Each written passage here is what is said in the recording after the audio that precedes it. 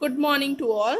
Today we are going to study chapter 1 of class 12 physics, that is electric charge and field. I am Shrinkla Agrawal. I am going to explain you this chapter. Today we are going to see these topics, that is electrostatic, electric charge, conductor insulator, basic property of electric charges, Coulomb's law, principle of superposition, position, and the electrostatic force due to continuous charge. So let's get started. First one is electrostatic. Electrostatic is made of two words together. Its meaning is made of its meaning is electro. First, electro means electricity, electric, and the static means rest position. Electrostatic is the study of electric charge at rest. But it's mean in this portion we have to study about the charges, and the charges are not moving. Charges are in rest position. इस chapter में हम लोग electrostatic में के बारे में ये पढ़ेंगे, जो भी चार्जेस हैं वो जो चार्जेस रेस्ट पोजीशन में हैं उनके बारे में पढ़ेंगे. We do not concern with the movement of charge. अगर चार्ज मूव कर रहा है तो हम लोग उसके बारे में इस चैप्टर में नहीं स्टडी कर रहे हैं.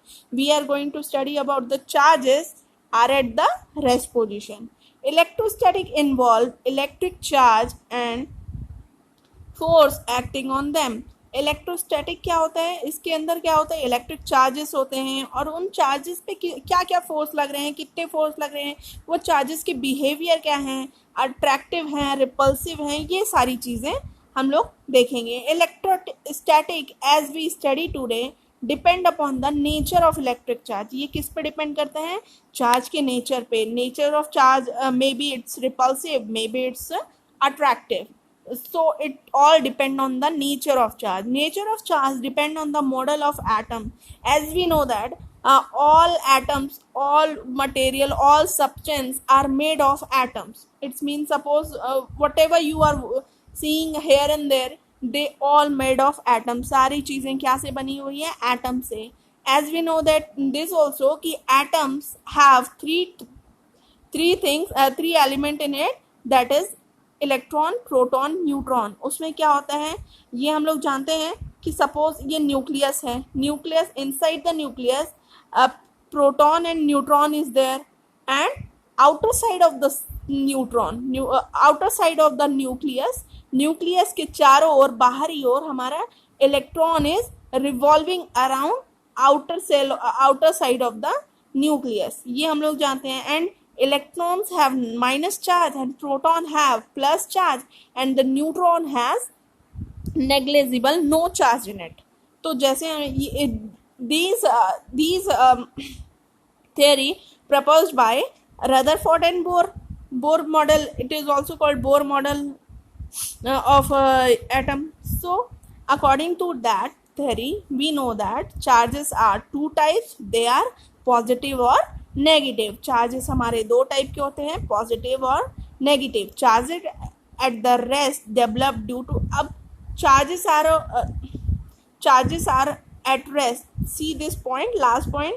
Charges at the rest, charges जब रेस्ट पोजीशन पे रहेंगे, रुके हुए रहेंगे, तो due to friction when we rub insulating body against each other, charges में फ्रिक्शन होगा. कैसे हो सकता है, चार्जेस जब रुके हुए रहेंगे तो वो उसमें फ्रिक्शन कैसे हो सकता है. व्हेन वी रब टू चार्जेस ईच अदर, जब हम लोग कोई भी बॉडीज को क्या करेंगे, रब करेंगे, दो बॉडीज को हम लोग जब रब करते हैं तो उसमें से क्या इंड्यूस होता है, चार्ज इंड्यूस होता है. Its examples are, suppose we are rubbing two hands together, two palms together, sorry, then our palms get hot. Why it is? Because when we rub two body to each other, it induce charge, and charges are transferred from one hand to another. Okay, charges क्या होते हैं, एक चीज़ों से दूसरे चीज़ों में क्या होती है, ट्रांसफ़र होती है। चार्ज हम लोग जब भी कोई भी दो चीज़, जैसे इसके बारे में हमारे बहुत सारे एग्जांपल हैं। एबोनाइट रॉड को हम लोग जब फर से रब करते हैं, एक रॉड है एबोनाइट रॉड, उसको अगर फर से रब करते हैं तो क्या होता है, उस ये क्या कहते हैं, उस रॉड में क्या होता है, चार्ज इंड्यूस हो जाता है। Charge induce it's mean charge उसमें से आ जाता है। नेक्स्ट वन, व्हेन वी रब any suppose balloon is there, two balloons hang in a same distance, दो बलून मान लो आप क्या हुआ है, दो बलून को हम लोग एक जगह टांग के रखे हुए हैं, दोनों पे हम लोग क्या करेंगे, कपड़े से उसको रब पे ऐसे छोड़ देंगे, तो पहले उसको अगर छोड़ देंगे तो वो ऐसे ही हैंग हुआ हुआ होगा, और अगर हम लोग उसको उस बलून को कपड़े से रब कर देंगे, दोनों बलून को कपड़े से रब कर देंगे, तो रब करने की वजह से क्या हो जाएगा, उसमें चार्ज इंड्यूस हो जाएगा।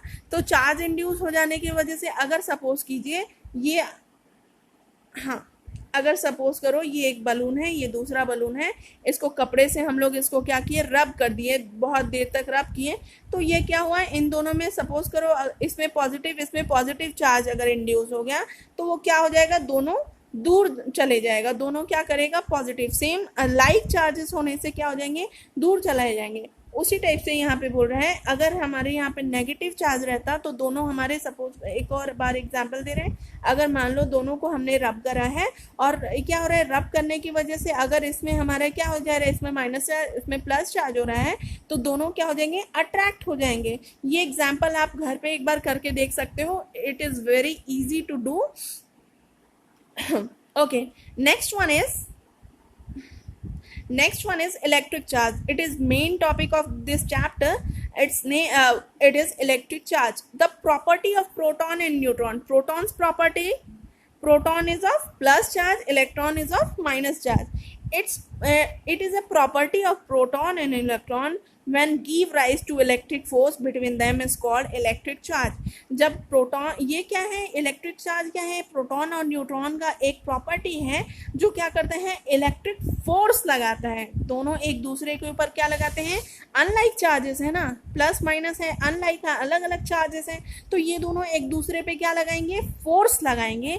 तो फोर्स लगाने की वजह से, ये फोर्स लगाने की वजह से क्या हो जाता है, इनमें हमारा क्या हो जाता है, इलेक्ट्रिक चार्ज हमारी क्या होती है, इंड्यूस हो जाती है। इसी को हम लोग कहते हैं electric charge. Electric charge is a property of proton neutron which give rise to the electric force, जिसकी वजह से क्या होता है, उन दोनों के बीच में फोर्सेस प्रोड्यूस होते हैं, इसी को कहते हैं हम लोग electric charge. Electric charge is denoted by E and it's SI unit is coulomb. जैसे कि मास का एसआई यूनिट होता है केजी, उसी टाइप से SI unit of electric charge is coulomb and it is scalar quantity. What is mean scalar quantity? Means it's mean it has only magnitude. It will tell you about how much electric charge is produced, how much electric charge is used. It will never tell you about in which direction electric charge is used. Okay, so it will tell you only the magnitude of the electric charge. Next one, what its value? Its value is 1.6 into 10 to the power minus 19 coulomb. It's the value of electric charge. It's depend, if proton's value, you will ask, proton value and electron value, both values are same, but a proton's value is plus 1.6 into 10 to the power minus 19 and electron's value, electron is negative charge, so that's why it is of 1.6 into 10 to the power minus 1.6 into 10 to the power minus 19 coulomb. Electric charge on a body, last point is electric charge on a body comes as a result of transferring electron from one body to another. How electric charge comes on a body? Electric charge comes on a body as a result. Electric charge जैसे भी किसी body में होता है तो वो क्या करने लगता है, दूसरे बॉडी जो भी उसके कांटेक्ट में है, टच में है, वो उसको क्या करता है, ट्रांसफ़र करना स्टार्ट कर देता है। आप एक और इसके एग्जाम्पल, जैसे ये बलून वाला जो एग्जाम्पल दी थी, वो उसका एक एप्रोप्रिएट एग्जाम्पल है। Okay, so next one, charges are two type, negative and the positive. Negative charges like electron and positive is proton. Like charges repel, as I tell you earlier that like charges repel each other. Same charges रहेंगे as magnet, same pole रहते थे magnet में, तो हमारा क्या होता था, attract नहीं होते थे, रिपेल होते थे, दूर जाते थे. As that one, as it is, like charges repel and the unlike charges attract. Hope you understand this thing. Have a good day. So next we have to see conductor and insulator. What is conductor and insulator? Conductor is substance which conduct electricity. एक ऐसा substance जिसके through current पास हो पाए, so that is called conductor. एक ऐसा insulator, एक ऐसा substance जिसके थ्रू करंट पास ना हो पाए, so that is called insulator. So conductors example is copper, aluminium, all other metals are known as conductor. कोई भी हमारा मेटल जो होगा उसके थ्रू हमारा इलेक्ट्रिसिटी कंडक्ट होता है, एक जगह से दूसरे जगह पास हो पाता है, so it is a conductor. और जिसके थ्रू करंट पास नहीं हो पाए, so that is insulator. Two important points are there. Charge transfer to a conductor get distributed over the entire surface. It's mean suppose this is a conductor and it has a plus charge in it or charge in it. Suppose it connected with a circular pan or whatever circular plate is this. When it connect to this plate, this charge is distributed in it, and जैसे ही ये इसमें connect होगा, इसमें क्या हो जाएगा, charges इसके distribute हो जाएंगे हर एक सरफेस में. इसी वजह से अगर आप कहीं पे भी कोई भी सरफेस को टच करोगे तो वहां आपको करंट लग सकती है. अदरवाइज अगर जैसे हम लोग यहाँ पे देख लें कि मान लो हमारे पास इंसुलेटर है, suppose it is a dry would और प्लास्टिक, और इससे हम लोग किसी प्लेट को कनेक्ट कराते हैं. इसमें हमारा तो कोई चार्ज था ही नहीं. चार्ज अगर होगा भी, मान लो सपोज करो यहाँ पे कोई चार्ज है, प्लस चार्ज, और वो इस प्लास्टिक को से कनेक्टेड है, और फिर यहाँ पे एक और मेटल है, मेटल प्लास्टिक मेटल. तो क्या हो जाएगा, ये मेटल जो जब इस प्लास्टिक को चार्ज दे रहा है तो इसमें क्या हो रहा है, चार्ज ट्रांसफर नहीं होता है, जिस वजह से वो पूरे सरफेस पे चार्ज ट्रांसफर नहीं कर रहा है. अगर सरफेस पे चार्ज ट्रांसफर नहीं कर रहा है तो वो किसी को बांट भी नहीं पाएगा, डिस्ट्रीब्यूट भी नहीं कर पाएगा. सो हमारा अगर मान लो यहाँ किसी ने चार्ज दिया है, इस स्टार्टिंग पोजीशन में किसी ने चार्ज दिया है, तो वो वहीं रह जाएगा, वो चार्ज को आगे ट्रांसफर नहीं कर पाएगा. So these are called insulators.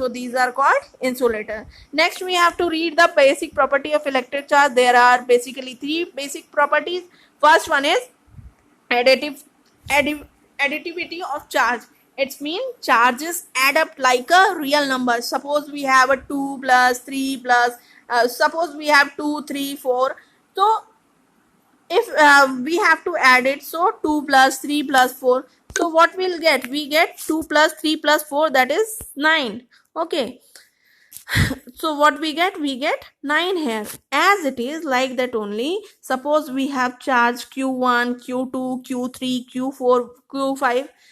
If we find out total charge, अगर हम लोग को total charge चाहिए तो total charge हमारा Q is equal to क्या हो जाएगा, Q1 plus Q2 plus Q3 plus Q1. ये हमारा क्या हो जाएगा, एडिटिव प्रॉपर्टी है. मतलब बेसिक हमारा यहाँ इलेक्ट्रिक चार्ज जो होता है, जितने भी हमारे पास चार्जेस हैं उसको हम लोग जब ऐड कर देंगे, ऐड होने की कैपेसिटी होती है चार्जेस में.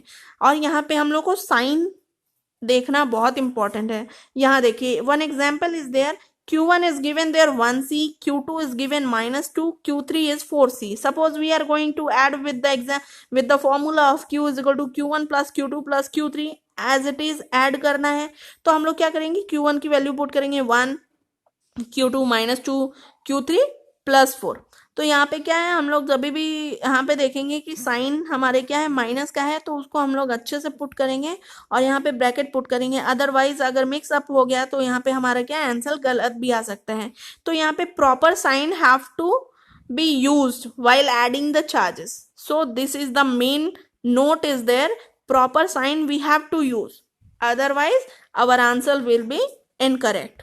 Next is conservation of charge. Conservation it's mean बचाना. कंजर्व, कभी भी सपोज करो वन बॉक्स इज देयर. हाँ, one box is there. Inside this box so many oxygen is there. Suppose oxygen is there, or after after you initially starting में इसके पास मान लीजिए 1000 ग्राम ऑफ ऑक्सीजन है इनिशियली स्टार्टिंग में, and after some time later finally it's mean last में फिर भी इसके पास कितना है 1000 gram of oxygen. So starting में जितना अमाउंट ऑफ ऑक्सीजन था लास्ट में भी उतना ही हुआ. तो यहाँ पे क्या हुआ, जो भी इसमें हमारा चार्ज वार्ज वगैरह जो भी यूज होगा, यूज होने के बाद भी हमारा उतना ही बच रहा है. ठीक है, तो this is called charge. Oxygen is conserved. यहाँ पे ऑक्सीजन था, इस वजह से हम लोग इसको क्या बोल सकते हैं, यहाँ पे ऑक्सीजन इज कंजर्व्ड है. तो यहाँ पे बोल रहा है charge is conserved. Charge is conserved. Charge हमारा क्या है, कंजर्व्ड है. Charge is conserved. चार्ज हमारा कंजर्व्ड है. कैसे कंजर्व्ड है, जब भी कोई आइसोलेटेड सिस्टम लेते हैं. आइसोलेटेड सिस्टम मीन्स ऐसा सिस्टम जिसमें से कभी भी कुछ भी निकाला ना गया हो और उसमें कुछ एक्स्ट्रा डाला ना गया हो. अगर उसमें 100 अमाउंट समथिंग है तो वो 100 ही रहेगा, स्टार्टिंग में भी एंडिंग में भी. तो ऐसे सिस्टम को बोलते हैं जिसमें कोई भी चेंजेस ना हुआ हो, ऐसे को आइसोलेटेड सिस्टम कहते हैं. तो charges can not be neither be created nor be destroyed. It's mean charge को हम लोग ना ही बना सकते हैं ना ही डिस्ट्रॉय कर सकते हैं. It is only transferable. It's mean उसको हम लोग क्या कर सकते हैं, एक जगह से दूसरी जगह ट्रांसफर कर सकते हैं. ये ना ही बना सकते हो आप, ना ही उसको खत्म कर सकते हो. Okay, so next our next basic property is quantization of the charge. Quantization says that it is very important. So quantization says that quantized amount of, मतलब क्वांटा एकदम छोटे अमाउंट ऑफ चार्ज, सबसे छोटा अमाउंट ऑफ चार्ज का formula है quantization is equal to q is equal to N e. N is what is n? N is the number of हम any positive और negative integral और number. Okay, तो integral. And e is the charge here. Sorry, e is the unit charge. Unit charge it's mean e हमारा unit charge है. तो उसी type से यहाँ पे ये फॉर्मूला को यहाँ पे आपको डिफाइन कर रहा है. All free charges it's mean Q. All free charges it's mean Q is equal to are integral multiple. Integral multiple it's mean multiply होगा किसका of unit charge. Integral multiply होगा किससे, चार्ज से. तो यूनिट चार्ज से multiply कर दिया. तो ये फॉर्मूला आपको बताता है. So formula is Q is equal to N E here. N is the number, suppose 5, and E is here 1.6 into 10 to the power minus 19 coulomb. So this is the required formula of quantization of the charge. Okay, hope you got it. Okay, next point is Coulomb's law. As we know that Coulomb's law, so Coulomb's law, in the Coulomb's law, suppose two charges are there, Q1 and Q2 is there. Q1 और Q2 charge है, ये दोनों एक दूसरे पे suppose force लगा रहे हो, रिपल्सिव फोर्स अट्रैक्टिव. अभी तो यहाँ अट्रैक्टिव दिख रहा है, और अगर ये इस पे फोर्स लगा रहा है और ये दूर जा रहा है, इट्स मीन हमारा क्या, तो ये हमारा क्या इधर जा रहा है और इधर जा रहा है, तो ये हमारा क्या हो गया, रिपल्सिव फोर्स हो गया. मान लीजिए दो चार्जेस है हमारा Q1 Q2, इनके बीच की दूरी है R. तो यहाँ पे हमारा क्या बोलते हैं, Coulomb's law states that electrostatic force of interaction और repulsion between any two stationary point charge is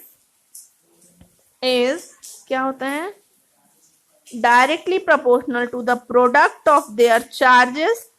directly proportional होगा उन दोनों चार्ज के मल्टीपल का, और force is inversely proportional to the distance between, square of distance between them. ये दो चीजें बोलता है.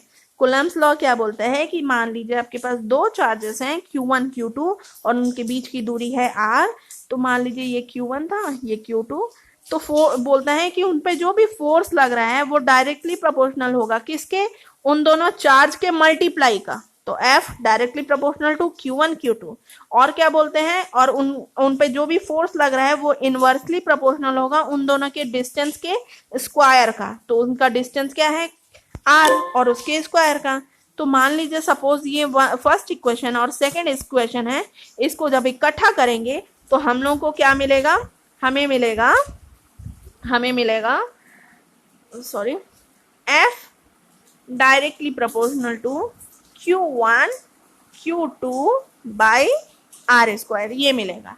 अब ये प्रोपोर्शनल हटाने के लिए हम लोग क्या यूज करते हैं, एक कांस्टेंट यूज करते हैं। तो यहाँ हम लोग प्रोपोर्शनल हटाने के लिए एक कांस्टेंट यूज करेंगे, that is 1/4 pi epsilon not.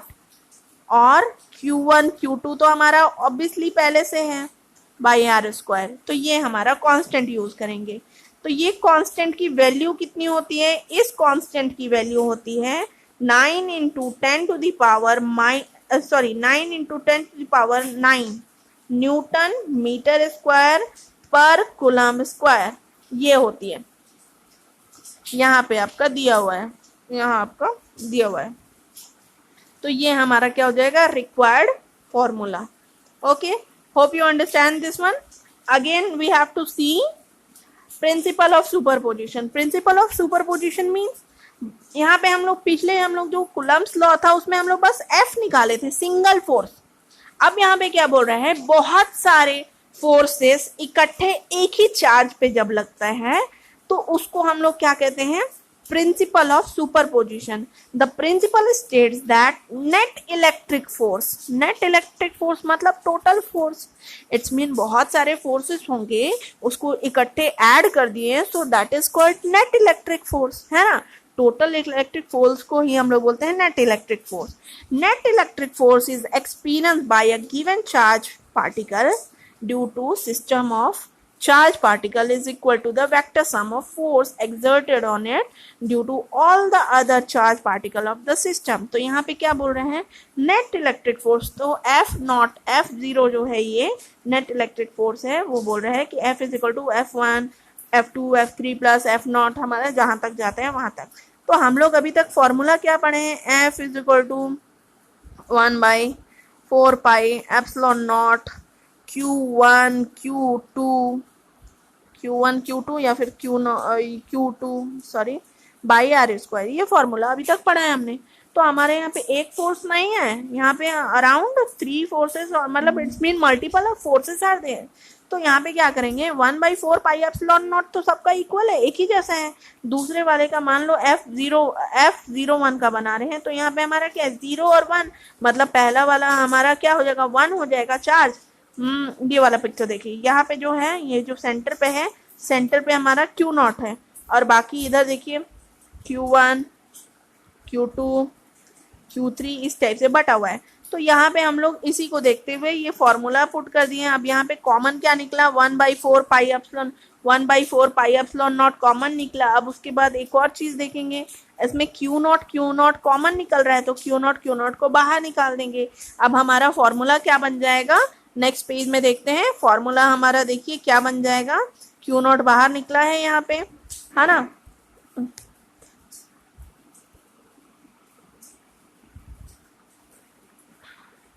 हाँ, तो Q0 यहाँ पे बाहर निकला है और ये हमारा फॉर्मूला हमें मिल गया है, ये वाला फॉर्मूला। ये है प्रिंसिपल ऑफ सुपरपोजिशन।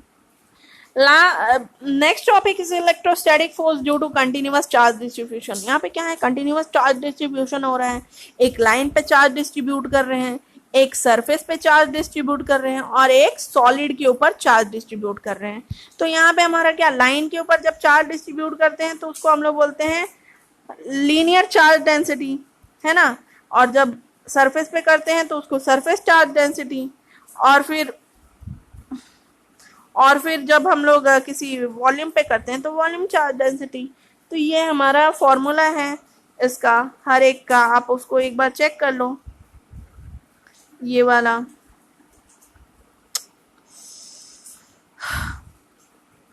होप आपको ये समझ आया होगा। नेक्स्ट वीडियोस में देखेंगे नेक्स्ट बाकी जितने भी टॉपिक्स हैं। Have a good day.